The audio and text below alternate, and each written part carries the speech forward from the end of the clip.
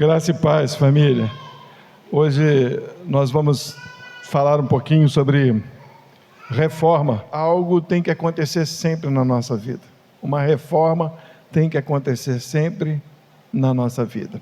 E eu queria que os irmãos abrissem suas Bíblias na segunda carta de Coríntios, aos Coríntios, capítulo 7. E nós vamos ler esse texto e depois nós vamos conversar um pouco sobre algumas coisas que estavam acontecendo naquela igreja e por que Paulo escreve uma segunda carta. Segundo aos Coríntios, capítulo 7, a partir do versículo 1.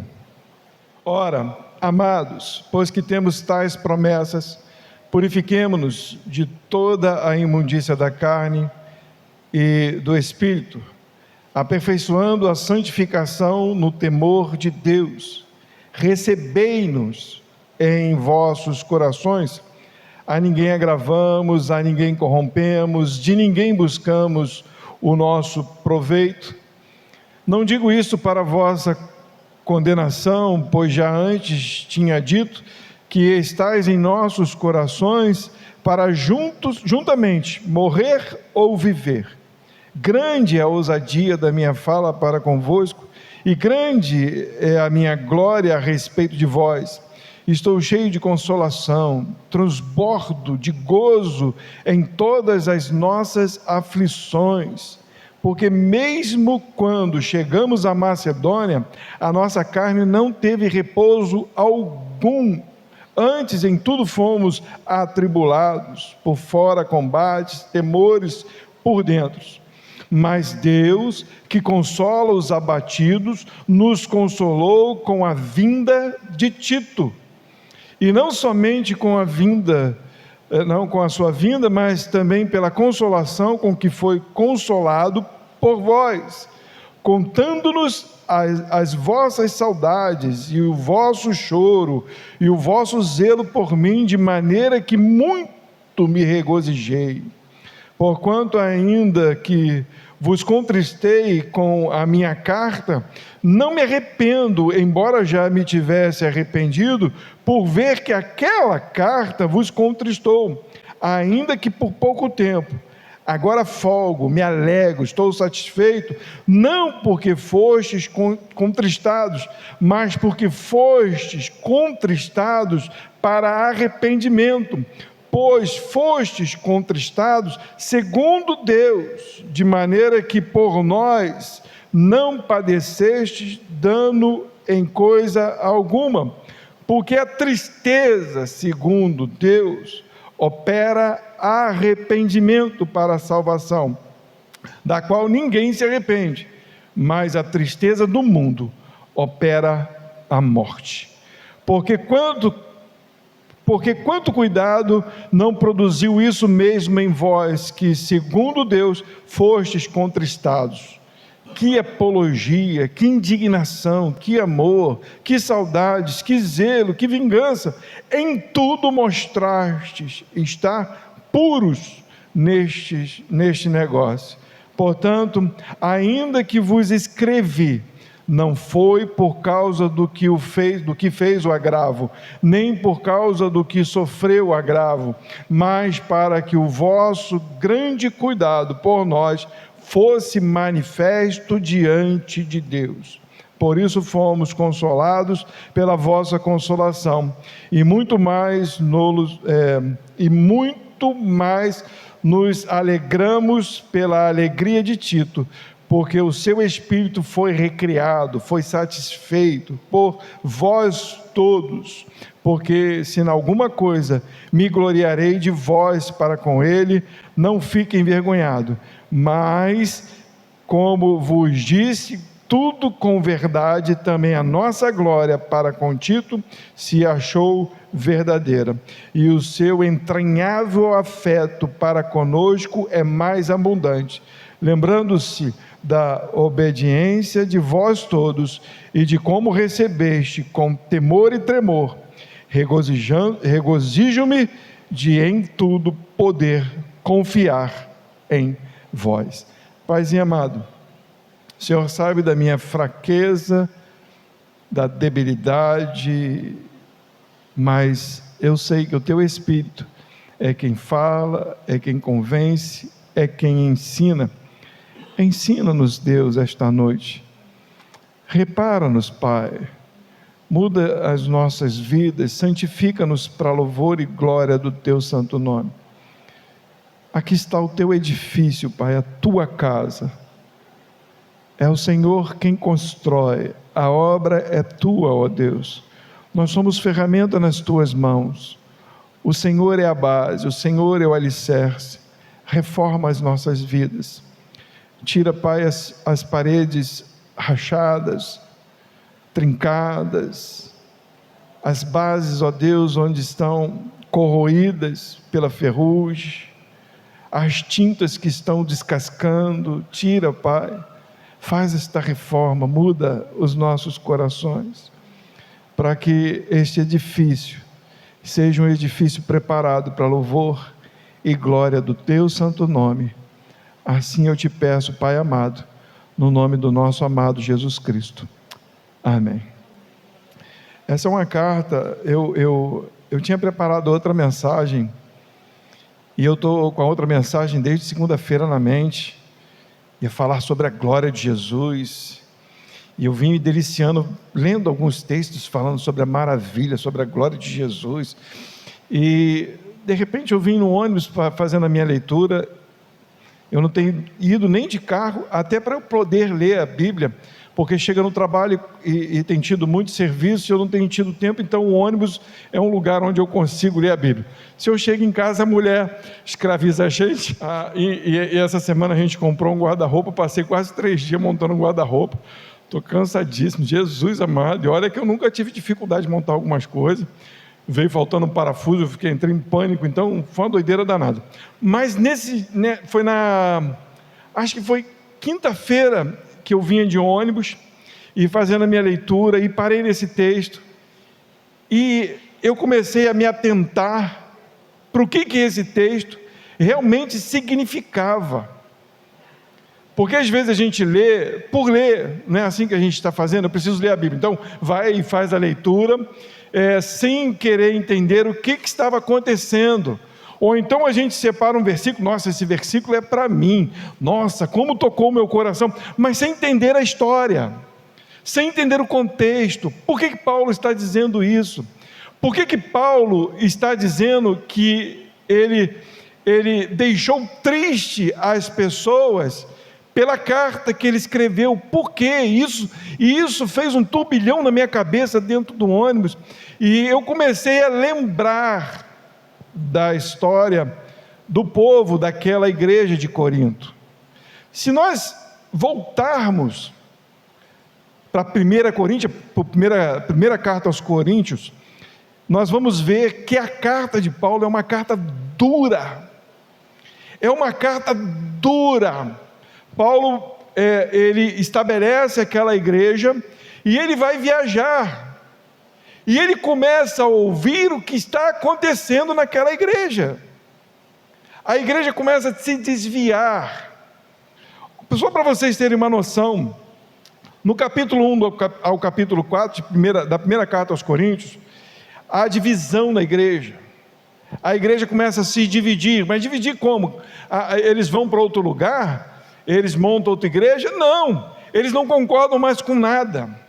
Uns começam a dizer eu sou de Paulo, outros dizem eu sou de Apolo, uns se acham de Pedro, e tinha alguns ainda que se falavam que eram de Jesus, e ninguém concordava com mais nada. Eles começaram a olhar para Paulo na sua fragilidade, na sua pobreza. Paulo não era aquele apóstolo igual a gente vê hoje em dia, com aquele sapato bicudo que você pode olhar o seu rosto nele, né? O cara ilustra tanto sapato que dá para olhar o rosto no sapato. Paulo não fazia sobrancelha, Paulo não tinha aquela barba enfeitadinha, o rosto com aquela areinha que passa, né? Paulo não foi lá como é que é o nome lá da firma? Espaço Beleza da Mulher, não foi lá para poder retocar o rosto por causa do sol do deserto. Hoje em dia você vê apóstolos, que se dizem apóstolos assim, enfeitados, bonitos, andando de helicóptero. Aquele povo, quando olhava para Paulo, não via nada assim em Paulo. Paulo não recebia daquele povo. Paulo trabalhava com as suas mãos. E eles começaram a se dividir, uns dizer, eu sou de Paulo, eu sou de Apolo, eu sou de Pedro, eu sou de Jesus, porque já não achavam mais graça em Paulo, mas em pessoas. E Paulo chega a dizer para ele, quem é Paulo? Para eles, quem é Paulo, quem é Apolo? Não fala nem dele. O que importa é Jesus Cristo, e vocês se tornaram ruins nisso, porque vocês olham para homens, para a sabedoria humana. Paulo vai dizer isso, né? E do capítulo 5 ao capítulo 7, há uma relação sexual ilícita naquele lugar. E há de se convir que não só aquela relação sexual ilícita, mas também alguns se atreviam a ter relações com prostitutas, com meretrizes, dizendo-se salvos em Cristo Jesus. Eu sou salvo, Jesus já me salvou, eu posso fazer com o meu corpo o que eu quiser. E havia um enteado que estava com a mulher de seu pai, tendo relações com a mulher de seu pai, e Paulo corrige dizendo, tira este para fora, o que vocês estão fazendo? Estão escandalizando a igreja de Deus. Tira para que Satanás sofra agravos por meio de Satanás, para que a sua alma seja salva. E do capítulo 8 ao capítulo 10, ele também corrige aquela igreja, porque aquela igreja comia de sacrifício a ídolos, com uma resposta correta: a comida não pode me fazer mal nenhum. Então eles comiam na frente de judeus, eles comiam na frente de crentes que não eram ainda convertidos, então trazia desprezo, porque olhava aqueles crentes lá de Corinto, eles são de qualquer jeito, fazem qualquer coisa, tudo pode para eles. Comiam na frente de judeus, para judeu comer carne de porco, não podia, eles comiam. Iam na venda ali onde se sacrificava para ídolos, iam lá e comiam na frente de todo mundo. E Paulo corrige eles, dizendo que a comida e que o ídolo, nada é. O ídolo é coisa do capeta, é coisa do demônio. Mas, por amor a Cristo, não façam isso. Quer comer alguma coisa? Come em casa, não escandalize o seu irmão. E Paulo vem corrigindo isso, e chega num capítulo que todo mundo gosta, que é um capítulo que todo mundo fala, né, que é a ceia, a comunhão, e até o capítulo 14 ele vai falar de comunhão, vai falar de dons espirituais, e vai falar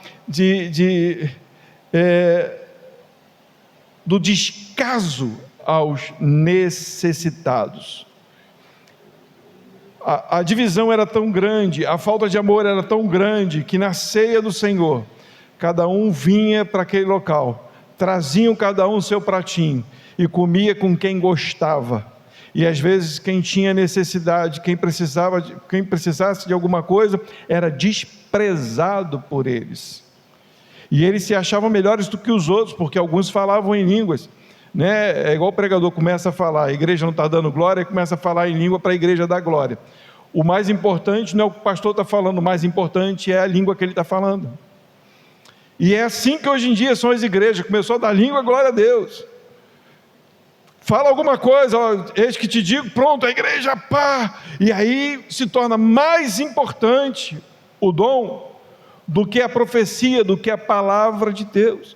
E Paulo vem e corrige eles. E é dura a carta de Paulo aos Coríntios, porque Paulo aperta eles. Eles chegam ao ponto de, no capítulo 15, dizer que não há ressurreição.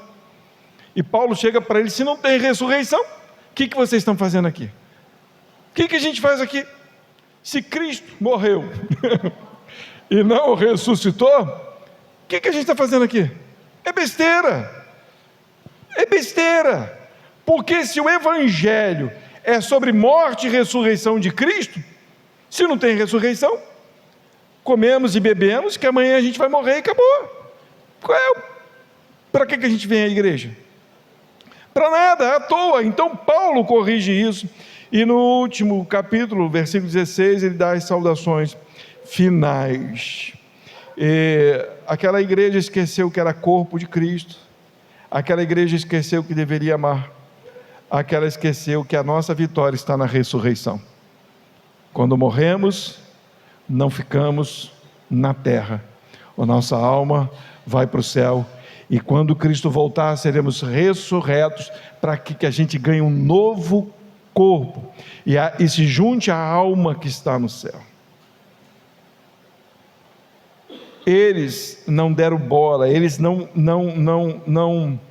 fizeram caso da mensagem concreta, eles olhavam para os homens, para as coisas que os homens falavam, e por causa disso, muitos se corromperam, muitos. E nessa segunda carta, Paulo tem uma visita, e nessa visita Paulo se alegra. Paulo continua em sofrimentos, Paulo continua sendo pobre, Paulo continua não arrancando dinheiro da igreja. Paulo vai dizer na carta que ele não é como os outros apóstolos. Muitos recebiam da igreja, eram alimentados os outros apóstolos, mas ele não, ele trabalhava com as suas mãos. Mas quando ele recebe aquela visita, Paulo fica alegre e satisfeito. Tito vai ao encontro de Paulo. Tito é aquele pastor que Paulo ensina a ser moderado, a ser coerente, a não desviar da palavra, e Tito é alguém que está ali unido a Paulo. E quando Tito chega na Macedônia e encontra com Paulo, qual é a notícia que Tito dá para Paulo? Paulo, eles se arrependeram. Paulo, a tua carta trouxe arrependimento. Paulo, eles entenderam. Paulo, eles estão fazendo agora diferente, Paulo. Paulo não fica só alegre por causa da visita de Tito, de um companheiro, ele fica alegre por causa da notícia de que aqueles que estavam se corrompendo, agora estavam voltando ao verdadeiro evangelho, estavam reformando as suas vidas, estavam analisando como eles estavam se comportando. E Paulo escreve esta carta para dizer o quanto ele está satisfeito e alegre, porque eles estão entendendo. Gente, isso é glorioso demais. Entendem que isso é tão essencial para a nossa vida? O que tem acontecido hoje e que sempre aconteceu com as igrejas? A distorção da verdade. O culto, as promessas, a vida que nós devemos levar com Deus, é algo tão singular, é algo tão simples, é algo tão verdadeiro, mas que as pessoas têm deturpado, ao ponto de levarem muitos à perdição. Quando nós trazemos a palavra para a igreja, quando nós tentamos incentivar a igreja a ler a Bíblia, quando nós tentamos trazer a igreja ao envolvimento da leitura bíblica, ao envolvimento com Cristo, é para que não haja distorções, é para que as pessoas não sejam levadas por outras doutrinas e por outros entendimentos. Toda vez que a igreja se levantou para se erguer diante de Deus, vieram pessoas para deturpar a verdade. Por que hoje nós temos tantos moveres? No começo, quando alguns moveres aconteciam, nós começamos a achar que era algo que Deus estava fazendo, que era uma unção diferente, que era algo novo. Mas hoje a gente só vê que a maioria das coisas que aconteceram, que estão acontecendo, é para vergonha do Evangelho. São coisas que envergonham o Evangelho. São coisas que são vistas pelo mundo como bobagem, como palhaçada, como criancice. E nós, como igreja do Senhor, como entendidos do Senhor, não podemos deixar que a mentira prevaleça. Nós devemos reformar, restaurar o nosso coração, para que a gente ande na verdade, sempre para que a gente possa entender o que Paulo escreveu a essa igreja e da alegria que ele sentiu por ver que aquela igreja não andava mais por voz, por ideias, por pessoas, por causa do que tinham. Paulo chega nesse capítulo, nessa segunda carta, a corrigir algo que era terrível nessa igreja: falta de compromisso com outros irmãos. A Macedônia, a igreja da Macedônia, a igreja da Galácia, outras igrejas estavam juntando mantimentos para ajudar os irmãos na Judéia, porque eles estavam passando necessidade, estavam passando muita necessidade. Então Paulo também escreve para dizer: ajudem também, entrem em comunhão com essas igrejas para ajudar os irmãos da Judéia, que estão necessitados. Vocês precisam fazer isso, vocês não podem olhar só para o umbigo de vocês. Quando nós começamos aqui a ajudar um missionário, foi nessa intenção de entender que tem irmãos que lutas terríveis em outros lugares, e que a gente aqui tem boa vida. Aqui não há perseguição, em outros lugares há, e tem pessoas que deram as suas vidas para esses lugares, para se sacrificar pelo nome do Senhor. E Paulo corrige também esta igreja para que eles entendam isso. Mas qual é a base? Qual é a fonte para a gente entender como estabelecer uma boa reforma? Qual é a base, qual é o entendimento para a gente entender que não podemos andar pelo que as pessoas dizem? A reforma protestante, ela aconteceu com os apóstolos. Toda a carta dos apóstolos é corrigindo a igreja, é para trazer de volta a igreja. Homens foram levantados em todo o tempo da história para trazer a igreja de volta a entender o evangelho, a andar simples, sem inventar moda, a sem embirutar dizendo que Deus falou para lá, Deus falou para cá, sem que Deus não tenha falado nada, a ter certeza das coisas que ouvem. Qual é a base para a gente entender isso? Está aí, versículo 9 e versículo 10. Versículo 9 e 10 diz assim: agora folgo, ou me alegro, não porque fostes contristados, mas porque fostes contristados para o arrependimento. Qual é a alegria de Paulo? Qual é a alegria daquele que prega o verdadeiro evangelho? Qual é a fonte que traz a igreja ao conhecimento da palavra de Deus? O arrependimento. O arrependimento. A igreja hoje pouco se arrepende do que faz, porque falar de arrependimento é um problema, porque as pessoas acham que arrependimento é perdoar as pessoas, e arrependimento não é perdoar as pessoas, arrependimento é entender o mal que nós fazemos. Do que nós precisamos nos arrepender para reformar as nossas vidas, para trazer-nos de volta ao prumo? É entender que sem Deus nada somos, é entender que o mundo é caído, é entender que o nosso evangelho não faz distinção de pessoas, de lugar, de igreja. Hoje nos empolgamos por ver lugares e não o que flui naquele lugar. A igreja hoje se empolga com homens, pessoas, olha para o que elas têm. As pessoas olham para o pregador, olham para a igreja, olham para o ministério e vê o que tem.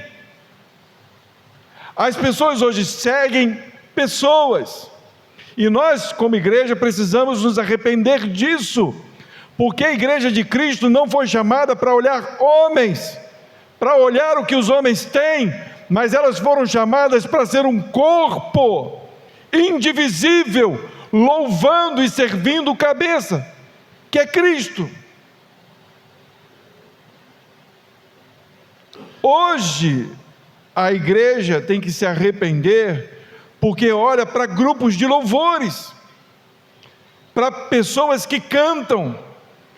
O cara canta bonito, tem uma boa voz, toca direitinho, o cara pode falar a maior bobagem que for, e muitos estão lá, sou fã daquele camarada, olha, ele é tudo para mim. A igreja de Deus precisa se arrepender disso, porque nós não ouvimos louvores por causa de pessoas, nós cantamos louvores porque amamos a Jesus, é completamente diferente. Música pode ser até uma profissão para alguns, mas dentro da igreja, ela é um instrumento de adoração ao único que merece todo louvor, e a igreja precisa se arrepender disso. E eu quero chamar a tua atenção, porque você tem que ser um instrumento para ensinar a outros sobre isso.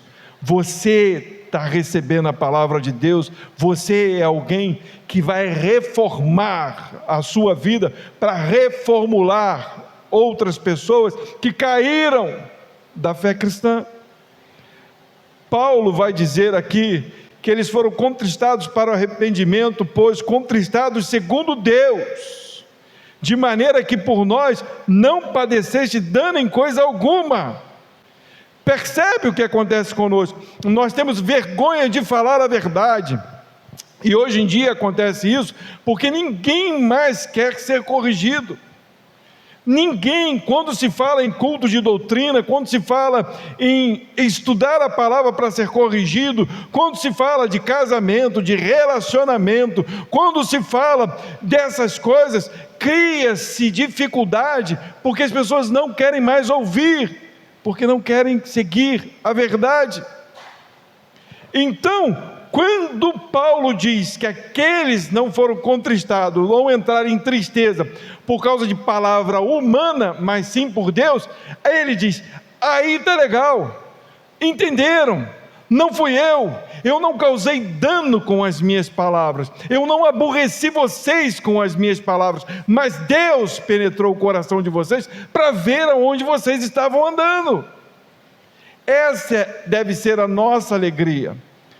Por isso vocês não vão nos ver aqui, às vezes, ou todas as vezes, provocando. Gente, tem que fazer isso.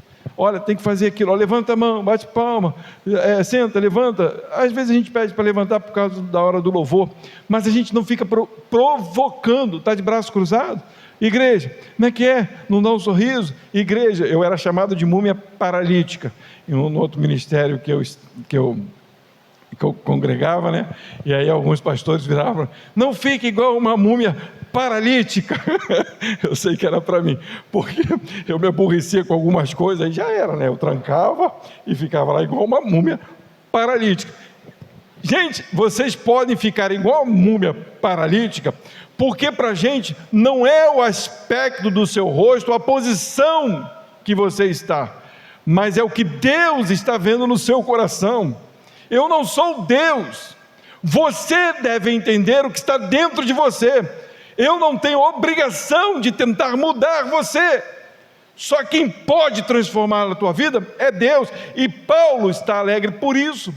Vocês foram entristecidos, vocês foram moídos, não por mim, por Deus, porque eu não causei dano nenhum, mas Ele foi aquele que foi responsável pela palavra sincera e verdadeira. Só Ele não é dono daquele povo, Ele é simplesmente o preletor, ou aquele que leva a palavra, Ele é o verdadeiro apóstolo, embaixador, traz a notícia do reino. A minha pergunta é para nós, Deus tem contristado os nossos corações, quantas coisas que a gente faz, quantas coisas que a gente tem ouvido, para levar a verdade para outros, porque ele continua falando, porque a tristeza segundo Deus, opera arrependimento para a salvação, da qual ninguém se arrepende.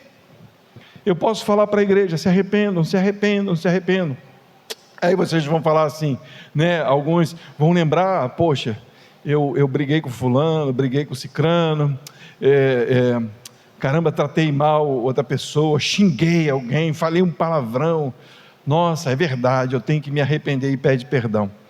Mas a tristeza, esse arrependimento, veio porque eu falei, ou foi porque Deus te fez entender que isso era pecado? É isso que Paulo está dizendo, porque a tristeza que Deus opera é para a salvação, é para olhar para Jesus. O meu alvo é Cristo, e eu olho para Ele e diz, meu exemplo, e eu não estou seguindo o meu exemplo, que é Jesus Cristo.